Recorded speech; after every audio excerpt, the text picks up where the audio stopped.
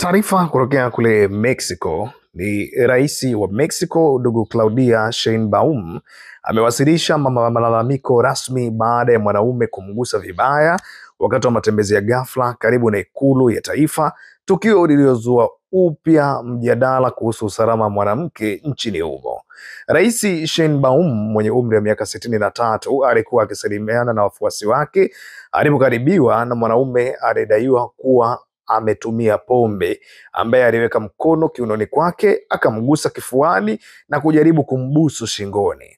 Sheinbaum alimsukuma mwanaume huyo mbali, huku walinzi wake wakikimbilia kumzuia.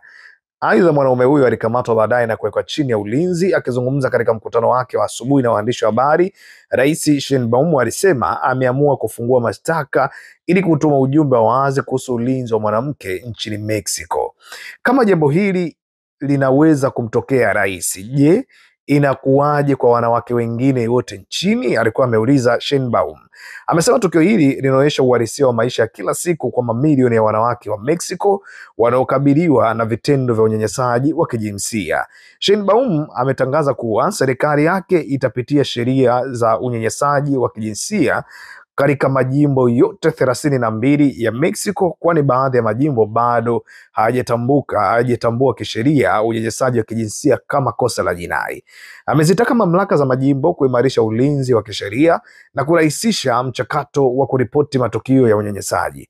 Akisema taifa linahitaji kusikia hapana kubwa na ya uwazi na kwa ukiukwaji wa nafasi binafsi za wanawake. Tukio hili limezua maswali mengi sana kuhusu usalama wa rais, kwani wakati wa tukio hilo walinzi wake hawakuwa karibu naye. Hata hivyo, Sheinbaum amekataa wito wa kuongeza umbali kati yake na wananchi, akisisitiza kwamba ataendelea kuwa kiongozi anayekaribiana zaidi na watu. Mexico inaendelea kukabiliana na wimbi kubwa la unyanyasaji wa kijinsia na ukatili dhidi ya wanawake, ambapo mashirika ya haki za kibinadamu yanaonya juu ya janga la mauaji ya wanawake, yaani femicide.